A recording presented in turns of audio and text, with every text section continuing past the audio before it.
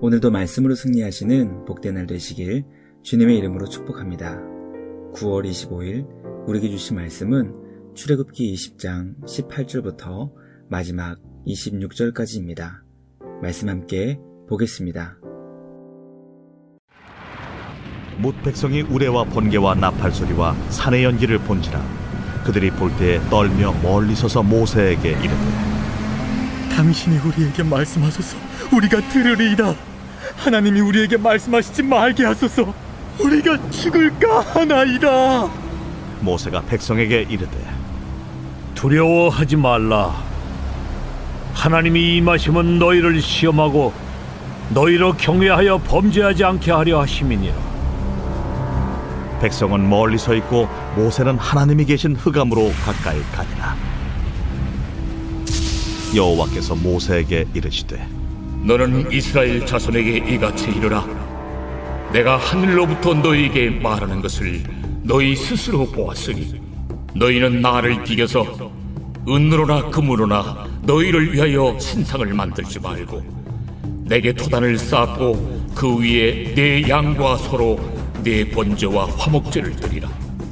내가 내 이름을 기념하게 하는 모든 곳에서 내게 임하여 복을 주리라. 내가 내게 돌로 제단을 쌓거든 다듬은 돌로 쌓지 말라. 내가 정으로 그것을 쪼면 부정하게 함이니라. 너는 층계로 내 제단에 오르지 말라. 내 하체가 그 위에서 드러날까 함이니라. 말씀의 제목은 내 이름을 기념하는 곳마다입니다. 이스라엘 백성들은 시내산에 임하신 주님의 영광 앞에서 두려워 떨며 모세를 향해 간구했습니다. 간구의 내용은 하나님께서 우리에게 말씀하지 말게 하시고 모세 당신이 우리에게 말씀해 달라는 것이었습니다. 모세는 두려워 떠는 백성을 향해 두려워하지 말라고 말씀하며 하나님이 우리 가운데 임재하신 이유는 우리가 주님을 바르게 믿는지 시험하시기 위함이며 우리가 주님을 경외하여 범죄하지 않게 하시기 위함이라고 설명합니다. 백성을 향해 말씀을 전한 모세는 하나님께서 계신 곳으로 가까이 나아가 주님의 말씀을 들었습니다. 오늘 우리에게 주신 말씀을 통해 주님의 이름을 기념하기 위해 주님을 예배하는 자들은 과연 어떤 마음과 태도로 주님을 예배해야 하는지 깨닫게 됩니다. 주님께서 예배 방법을 알려주신 대로 하나님을 하나님 되게 하나님답게 예배하고 있는지 우리의 예배를 점검할 수 있기를 바랍니다. 말씀을 통해 주님을 참되고 바르게 예배할 수 있는 우리 모두가 되길 주님의 이름으로 축복합니다. 첫째, 예배하는 자는 하나님을 어떤 형상의 신상으로 만들어서는 결코 안 됩니다. 하나님께서는 주님을 예배하는 자들이 하나님을 은이나 금을 사용하여 어떤 형상의 신상을 만들어서는 안 된다고 가르쳐 주셨습니다. 이것은 이미 10계명 두 번째 계명을 통해 경고하신 말씀입니다. 예배하는 자는 예배를 받으시는 하나님이 과연 어떤 분이신지 눈으로 확인해 보고 싶은 충동에 빠지게 됩니다. 왜냐하면 우리는 시각적으로 매우 연약하기 때문입니다. 우리는 눈으로 봐야 믿으려 하는 경향이 매우 강합니다. 그래서 눈에 보이지 않는 영이신 하나님을 어떤 형상의 신상으로 만들려는 유혹에 걸려 넘어지는 것을 보게 됩니다. 모세의 형 아론도 이스라엘 백성들의 요구와 협박으로 인해 금송아지의 형상으로 하나님 신상을 만드는 죄를 범하고 말았습니다. 그러므로 예수님은 우리에게 예배하는 자는 하나님의 형상을 의지하여 예배하는 것이 아니라 영과 진리로 예배해야 한다고 가르쳐 주셨습니다. 하나님을 신상으로 만들려는 모든 유혹을 물리치며 영이신 하나님께 영과 진리로 예배할 수 있는 우리 모두가 되길 주님의 이름으로 축복합니다. 둘째, 예배하는 자는 양과 소로 번제와 화목제를 드려 주님의 복을 얻게 됩니다. 번제는 날마다 제물을 온전히 태워 주님께 드리는 제사를 의미했습니다.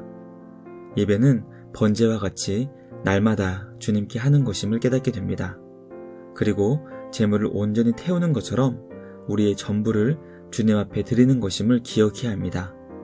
화목제는 하나님과 우리 사이가 평화롭게 되기를 바라는 마음으로 드리는 제사로 화목제의 고기는 제사장과 백성들이 모두 함께 나누어 먹었습니다. 우리는 예배하는 자가 번제와 화목제와 같은 마음으로 날마다 주님을 예배하며 우리의 전부를 주님께 드리고 하나님과 이웃을 사랑하며 평화로운 관계를 찾고 구할 때 주님의 복을 얻게 된다는 것을 깨닫게 됩니다.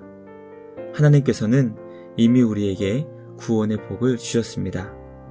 그러나 하나님께서는 하나님 전부를 우리에게 주시기를 기뻐하십니다. 그러므로 주님을 예배하는 자가 번제와 화목제를 드리는 마음으로 주님 앞에 나아갈 때 하나님께서는 우리에게 주님 전부를 주실 것입니다.